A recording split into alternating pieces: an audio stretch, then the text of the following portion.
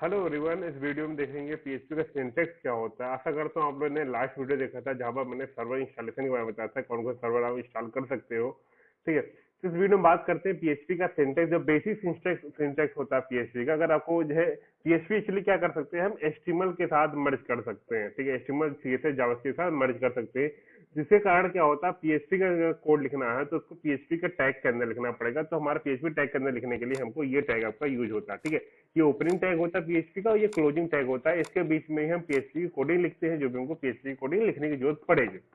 ठीक है, तो चलो एक बेसिक से चलो एक एग्जांपल के जो समझते हैं, ज्यादा मैं थ्योरी पे नहीं जाऊंगा आपसे। ठीक है, मैं बेसिकली जो है ज्यादा प्रोग्रामिंग के थ्रू इसको हर चीज समझाने की कोशिश करूंगा। ठीक है, चलो स्टार्ट करते हैं। यहाँ पर तो मैं यहाँ पर जो यूज कर रहा हूँ वो यूज कर रहा हूँ नेटबीन एडिटर को।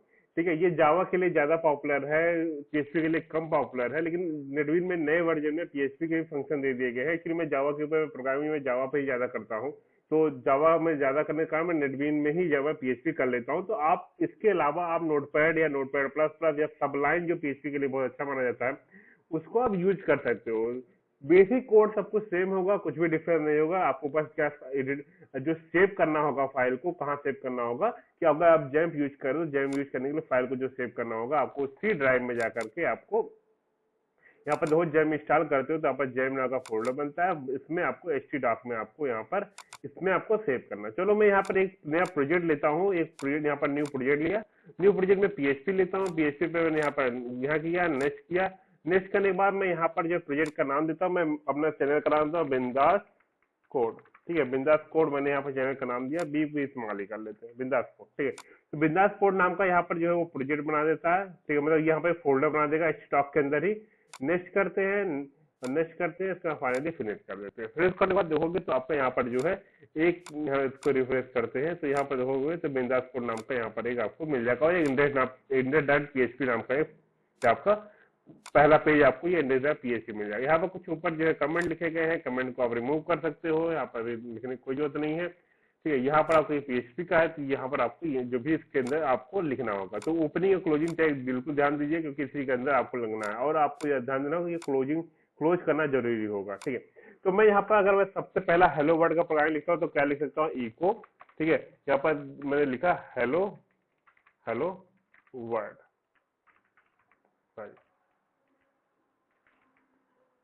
Hello world.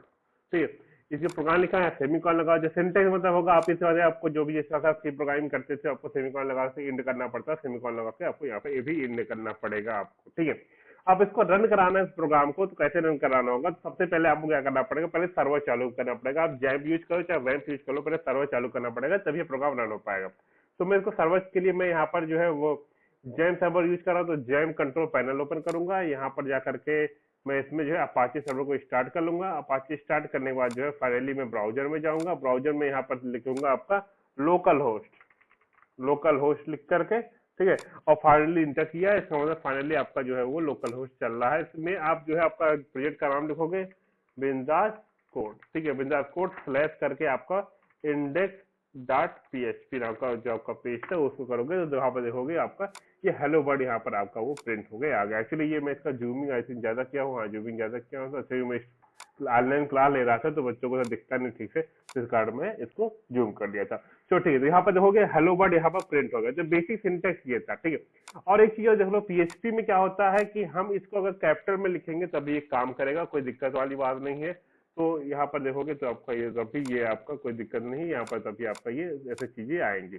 तो पीएचपी में क्या होगा, आपका जो भी आपके इसके प्री डिफाइंड कीवर्ड होते हैं, जो भी यूजर डिफाइंड फंक्शन होता है, जो भी क्लास होता है, ठीक है, ये सारी चीजों को आप जो है वो आप अपर केस या लोअर केस में लिख सकते हो, कोई भी केस सेंसिटिव नहीं होता है। लेकिन आप जब वेरिएबल डिक्लेयर करोगे तो वहां पर ये रूल फॉलो होगा, क्योंकि अगर आपने अपर केस में दिया है तो अपर केस में यूज करना पड़ेगा, लोअर केस में दिया है तो लोअर केस में यूज करना पड़ेगा।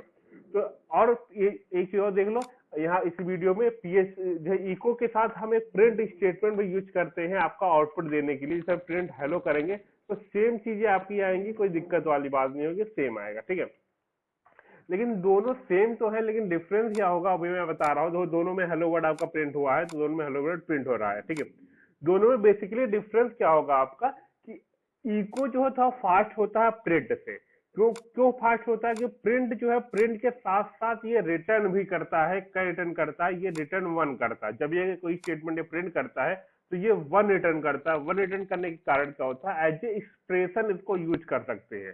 ठीक है, और कैसे यूज करेंगे आगे देखा जाएगा। ऐसे कोई ज्यादा यूज करने की जरूरत पड़ती नहीं है, लेकिन देख लिया जाएगा किसी न किसी प्रोग्राम में, देख लेंगे इसको। तो इको अगर आपको कोई फास्ट चाहिए और हमेशा प्रिंट करने के लिए, तो हमेशा इको यूज करिए। अगर एज ए एक्सप्रेशन में आपको प्रिंट करना है तो आपको जो है प्रिंट स्टेटमेंट का यूज कर सकते हो। ये आपके ऊपर है, आप कैसा करना चाहोगे। तो ठीक है, आई थिंक इस वीडियो में बस बहुत ज्यादा डेप्थ में नहीं जाते हैं, और धीरे धीरे चीजें और थोड़ा डेप्थ में जाएंगे। नेक्स्ट वीडियो में वेरिएबल की बात करूंगा कि वेरिएबल कैसे आपको बनाने होते हैं, कौन से रूल फॉलो करने पड़ते हैं वेरिएबल के। तो वो सारी चीजें आपको देखने पड़ेंगे। बहुत ज्यादा इंपॉर्टेंट होगा नेक्स्ट वीडियो, क्योंकि वेरिएबल जो होता है आपका, वो हर प्रोग्राम का बहुत ज्यादा इंपॉर्टेंट टॉपिक होता ही है। ठीक है, तो मिलते हैं नेक्स्ट वीडियो में, तब तक के लिए टाटा बाय बाय।